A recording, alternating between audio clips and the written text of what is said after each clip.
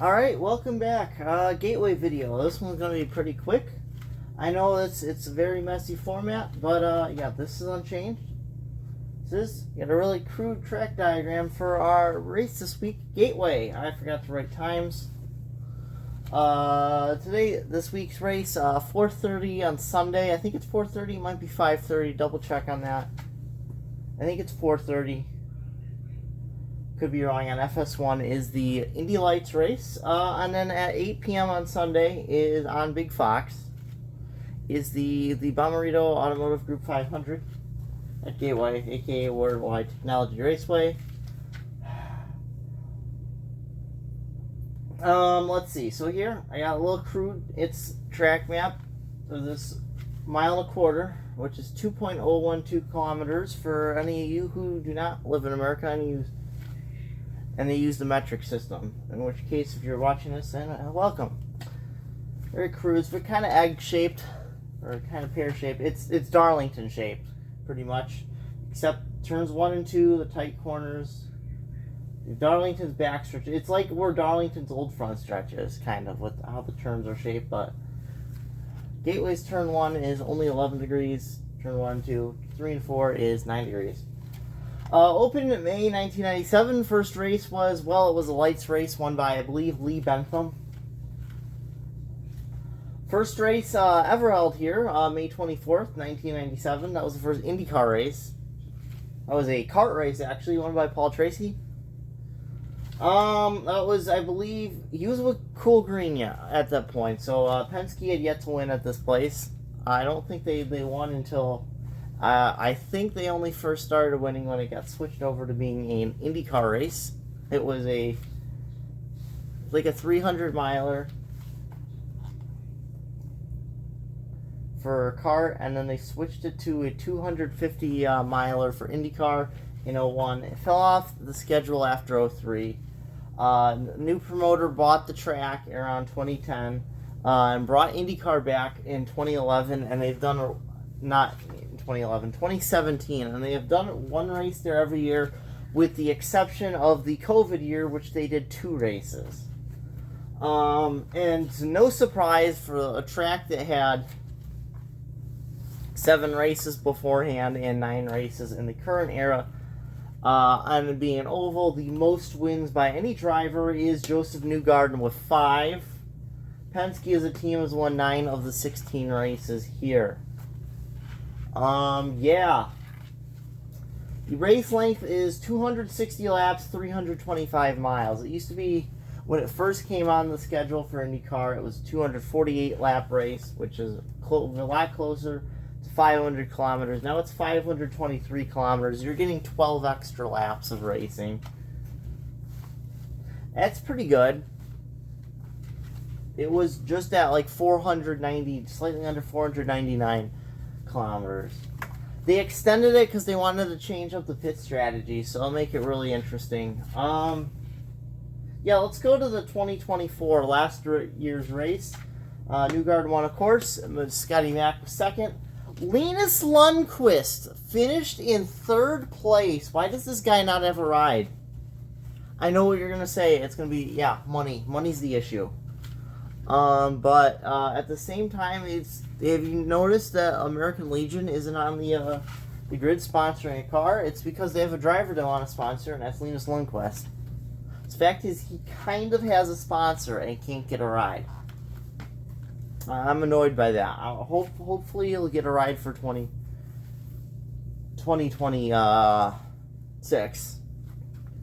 Darn charters forcing Ganassi to downsize. I could have seen them easily downsizing to 4 cars, even if the charter agreements didn't happen. That kind of stinks. Alex Plow was 4th. His teammate, one of his teammates. He had 4 teammates at the time. Colton Hurd, only other driver, finished on the lead lap. Of course, that was when there was the late race crash. 5 other drivers finished exactly 1 lap down. Felix Rosenqvist, Nolan Siegel. Nolan Siegel actually did good at Gateway. And then Marcus Armstrong, when he was still with Ganassi. Lundqvist and Armstrong looked pretty strong at Milwaukee as somebody who was at both races. I know Marcus Armstrong didn't have the results, but he looked really good in practice and in qualifying. Didn't do too hot in either race. Lundqvist, I think, got taken out at the start of the second race, but did pretty good in the first race. Stingray Rob also got a top 10 last year, and so did Rinus VeeKay. Yeah. If you want to go back and watch some old races, I've got some recommendations. 2019 is probably the most recent one. They definitely I recommend a decent amount of them. 2019, it didn't seem like it had some of the aero problems that some of the other races had. Like 2020, I think the day race, that second day race, there was a very much dirty air problems and it was almost impossible to pass. It almost felt like watching a road course race on an oval. And that's, it's rough. So Gateway can be very hit or miss. So it's going to probably be up to if Firestone can bring a good tire. 2019, other race, Newgarden won on pole. He didn't win. In fact, none of these guys were on pole one. There's I don't want to spoil it, but there's a really cool storyline. Especially since the race before this was Pocono. Yeah, we used to go to Pocono. A lot of people say we got scared off because of the crashes, but what really happened is, COVID was partially, but they couldn't find a promoter, which stunk because it was building attendance every single year, and you don't see that often on ovals. We could really have used Pocono on the schedule, especially if it was a late season race, and I could have bumped one of the earlier season races to before the 500, if at all possible. That would have been nice, because I don't like having the Indy 500 as the first oval for the year. I'm fine with it as the first super speedway oval, but I really don't think a rookie's first oval experience should be a full-time rookie's first oval experience. I think they should get a chance to go. If Phoenix wasn't reconfigured, I'd say that'd be a perfect choice. Come on. 2017. This is a race I remember watching live.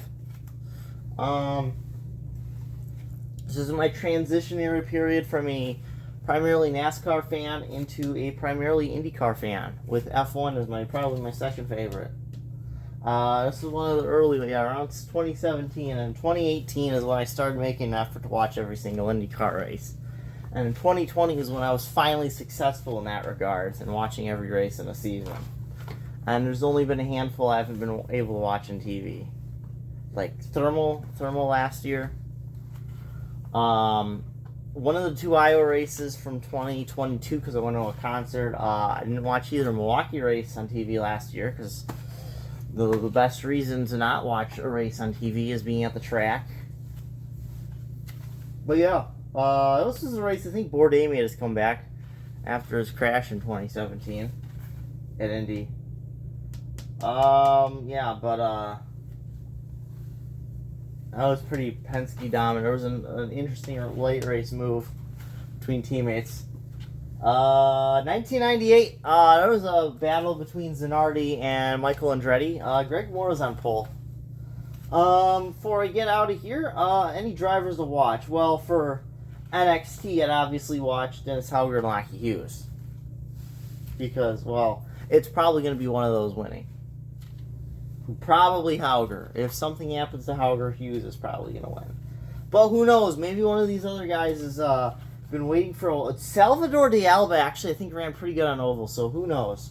He's fifth in points, so it might be his time. Drivers to watch, Penske, blanket.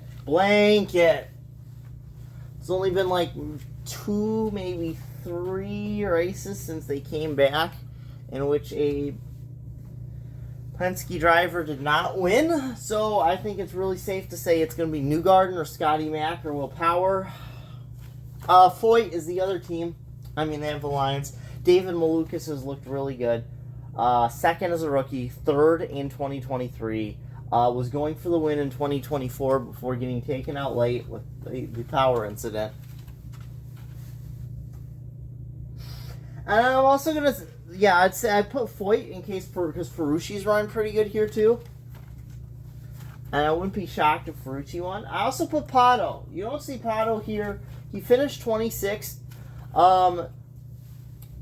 Thanks to a mechanical problem last year. Before last year, his worst finish here was 4th. He had a 4th, a 3rd, and 3 second-place finishes. So this could be the year Pato breaks through, and especially with how Penske's been struggling. If they can't get it sorted, Pato might be the favorite. Pato's second in points. So as for who I think will win, I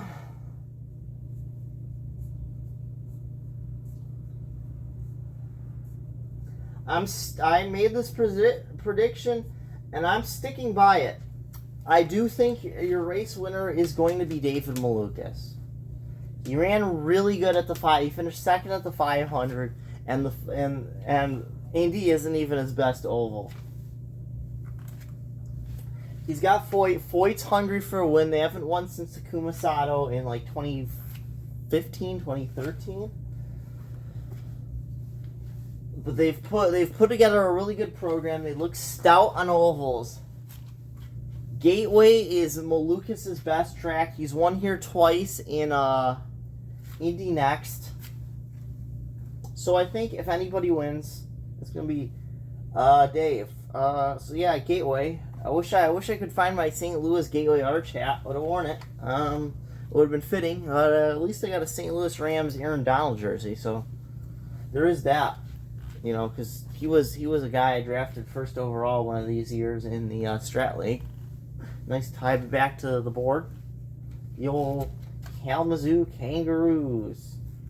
There's Dave sitting 12th in points. He will climb. A win would definitely put him above Armstrong and Newgarden, because you get 50 points for winning, 40 points for second. There's a pretty big jump to Herta, but you get like 20 points for 10th, so he's not gonna really jump. He's not gonna jump. He's pretty much too far back to get to Dixon. I mean, he can kind of close in if these guys all DNF. I think everybody wants to see a points battle. There's really one driver, maybe two, that should be winning this. That's Pato. Also, Kirkwood and Lundgaard. Lundgaard win would be awesome. Imagine if he won an oval. But yeah, anyway, that's Gateway. So, yeah. I'm going to erase this so that this isn't a real out of context thing. But David Malukas is my race winner. We'll see. We'll see if that's true when my race review video comes up on either... Well, honestly, since it's a Sunday night race that starts at 8, I probably will not get it done until Monday. But, yeah, until next time, this is Western Caves, and I'm signing off. I'll see you in the next video.